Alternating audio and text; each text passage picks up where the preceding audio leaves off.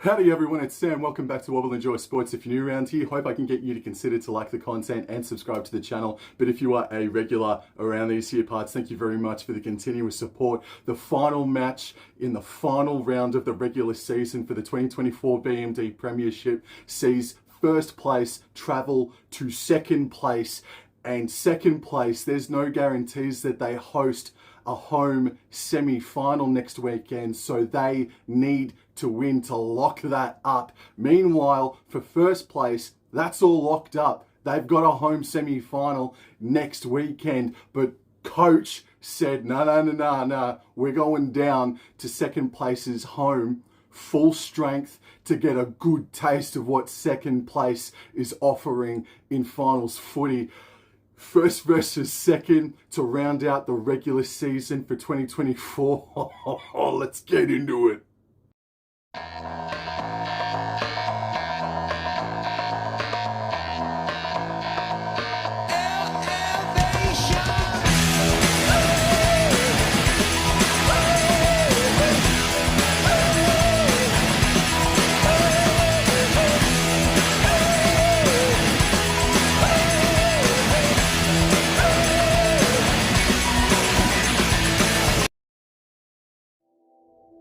This Sunday from midday, the Norths Devils, second place, host the Mackay Cutters in first place. This will be the first ever trip to Bishop Park for the Mackay Cutters, and this will be the second ever match between the two clubs, and the Cutters are up 1-0 in the head-to-head. Going into the team list now, and for the home side, they line up as the following. Montoya Hudson is the fullback. Madeline Burton and Denise Perham are the wingers. The centres, Rebecca Davidson and Lauren Dam. The halves combination, Georgia Hanaway and Jocelyn Kelleher. The front row, Anetta Claudia Nuasala, Mackenzie Wheel and Jada Ferguson. And the back row, Portia Burke, Hannah Larson and at lock, Brianna Eels. Coming off the interchange for the Devils is Shauna Barnham, Regan Hicks, Emily Vivas and Losalio Sita Payne. Shifting into the Mackay Cutters, and in at fullback is the ever-reliable Crystal Blackwell. The wingers, Kim Hunt and Libby Sura. Centres, Shelley Long and Jasmine Peters. The halves combination, Kayla Shepherd and Tallulah Tillett. The front row, Peacock, Mara and at hooker, Ford. The back row, Chester, Power and Rupa Pere. And the interchange, Johns, Muka, Yarrow and Banu. Are both of these sides actually full strength coming into this contest? No, but Norths Devils are pretty much at 98% when you look at it. Georgia Wilson, English international, she would be the only name that sticks out to me that is missing from the Norths Devils this weekend. Whereas you look at the Mackay Cutters, Ebony Rathstrand-Smith looks like that she's going to be rested. She's had a huge year for a young lady, and so too the same can be said for Emily Bella. She finds herself on the reserves list. Madison Hegarty is also on the reserves list, and of course the injuries to Rathstrand-Smith. And so you look at the seesaw of things when it comes to health. It's actually the Norths Devils who come into this game a little bit more healthier. So what is the form line for both of these sides? The Norths Devils, they come into the contest on a 2-game winning streak. Their last loss coming 3 weeks ago, an upset loss to the Sunshine Coast Falcons, who are near the bottom of the ladder but are still alive, just coming into the final round. Whereas the Mackay Cutters, their past 3 games has gone win, loss and draw. Last weekend's game against the Brisbane Tigers, the Tigers, they threw absolutely everything at a half-strength Mackay Cutters team, and they were up 12 points to nil, but Captain Peters, whatever she said at halftime in the sheds, worked, because they scored 22 points and it was 22 points all at the end of it, thus locking up the minor premiership for the Mackay Cutters. I wouldn't say that the Cutters are out of form. I think just through a long season, there just is going to come a time where a loss will eventuate. This is, I believe, the longest season ever for the BMD Premiership, and I guess a loss was inevitable. It's never ever desired or wanted, and I don't think the Cutters necessarily needed it, but it came. And now, for the first time since that loss, they're full strength. For the first time since that loss, Tillett, Chester, just to name a couple, are out to get a little bit of a chip off their shoulder. So that will be fascinating to see how those ladies who played in that loss, how they play in this contest this weekend. The positional matchups, the one-on-one matchups, or the edge contests that are happening this weekend. Miss Montoya Hudson, she's the fullback for the Devils. She has been selected to play or to be a part of the squad for the Under-19s 2024 Queensland squad. Also, in saying that, just while I'm on that point as well, coming off the bench, Barnham and Hicks, they have also been selected to play or be a part of the squad for Queensland in the Under-19s 2024 team. So congratulations to those three ladies on that achievement. Miss Hudson is going one-on-one with Crystal Blackwell, who in my opinion has to be the best fullback in the BMD Premiership this season. She leads the offload counts. She's inside the top 3 for try assists. I'm pretty sure line break assists as well, if I'm not mistaken. Crystal Blackwell, coming from New South Wales at such a young age, she's been tremendous this year, and thank goodness we've got her signed up until the end of next season. Hopefully sometime throughout this year we can extend that by a few years. Of course, that's obviously if she would like to stay up in North Queensland. The other matchups as well, so what we're going to see is going to be Davidson and Perham. They are going to be one edge, and they're going to be lining up against Jasmine Peters and Libby Sura. And I reckon Jasmine Peters is definitely in the conversation for one of the best centres for the BMD Premiership this year. I'd say maybe Tufunga and Peters as the best centres for 2024 can definitely be an argument that can be made and put forward.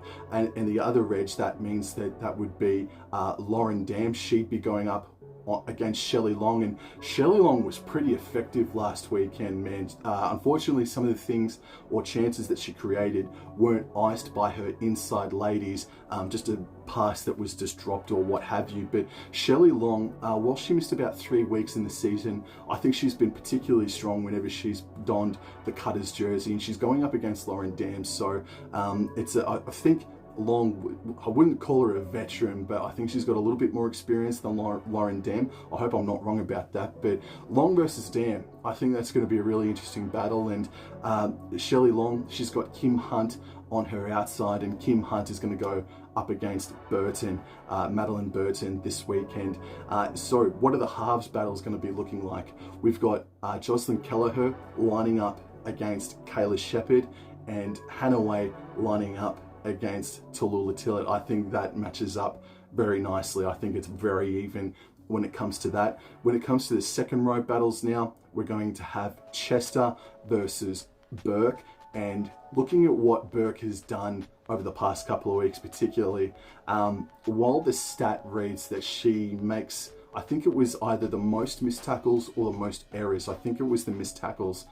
Burke is missing the most tackles of any player in the BMD Premiership, and she's coming up against arguably the in-form second rower for 2024.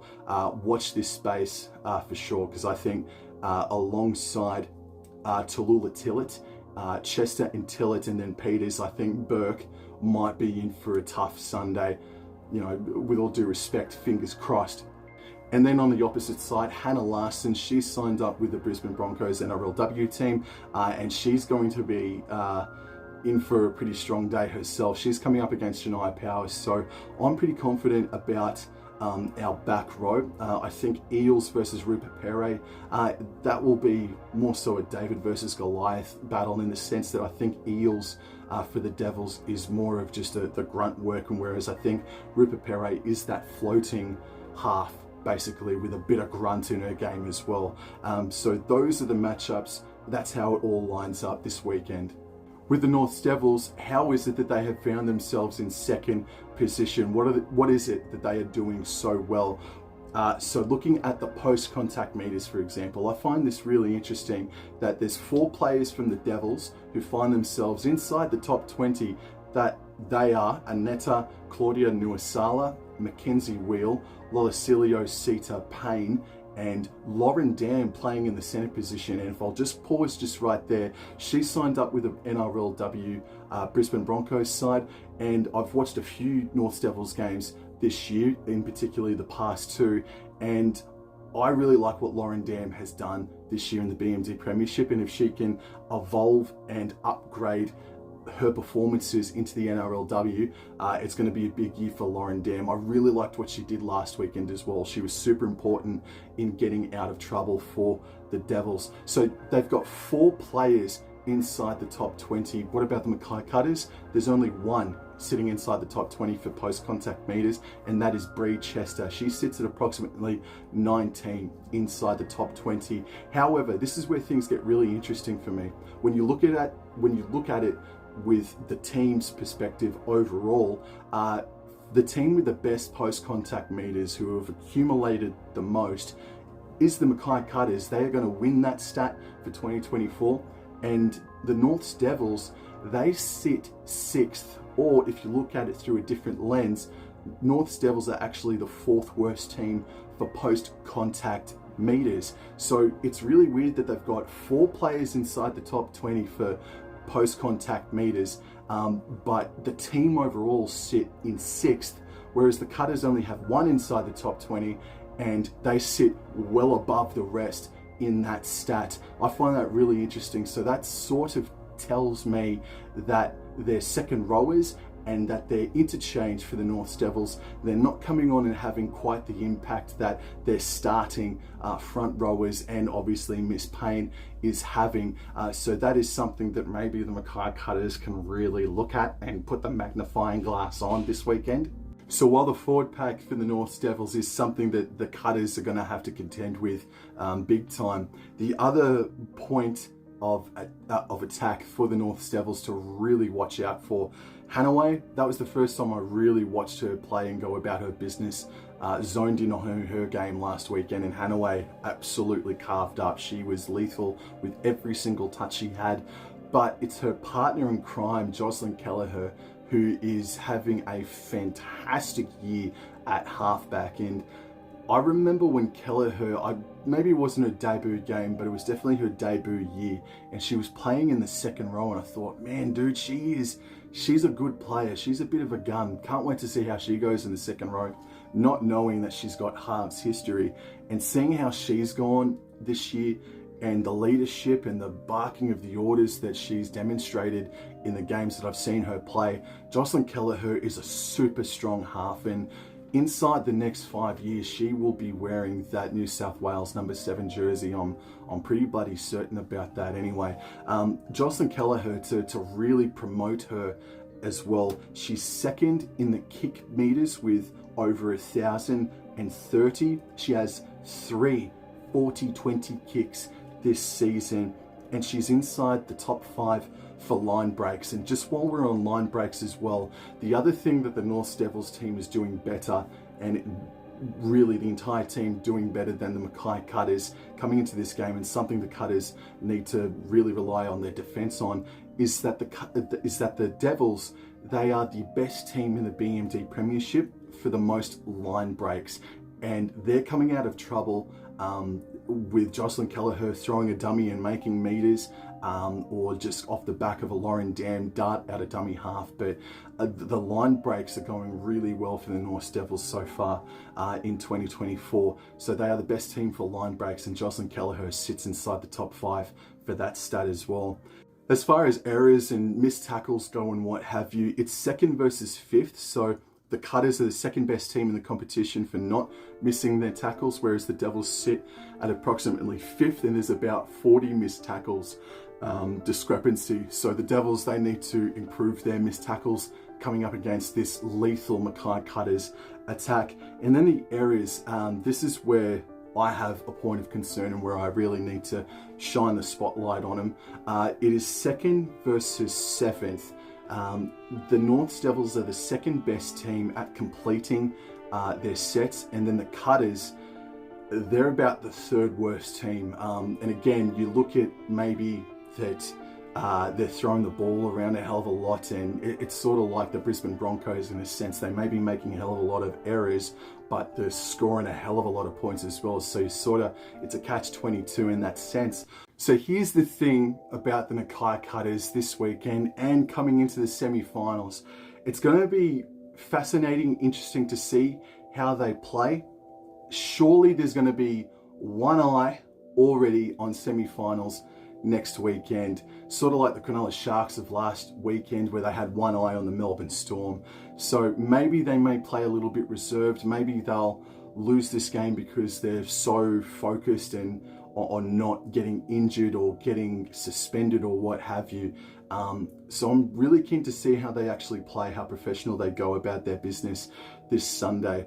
But it is obviously Coach Peters really thinks this is a great opportunity to test themselves and start well. That is the one knock on the Cutters all year long, that has been the Achilles heel.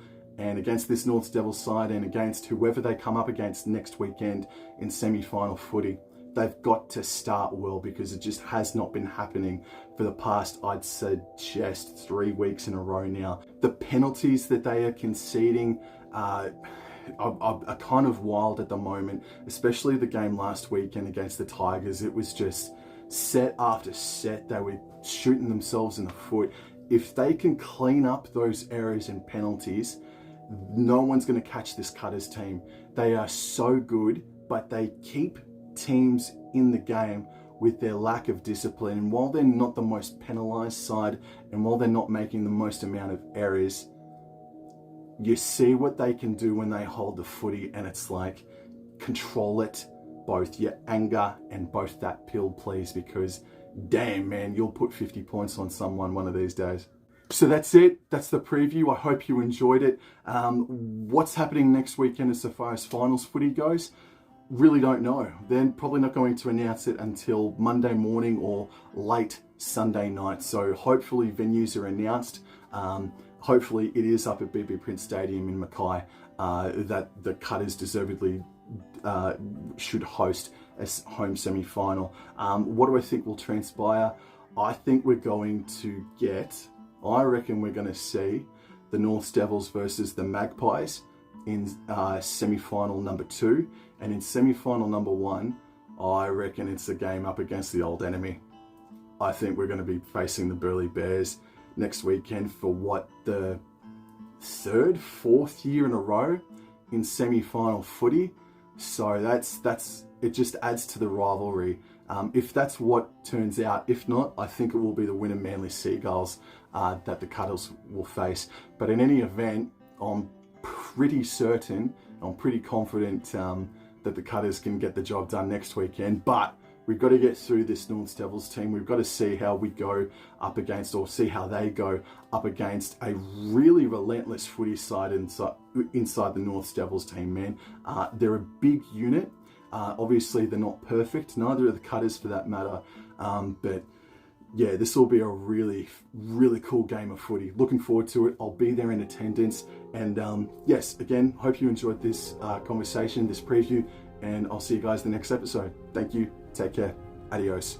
Go Cutters.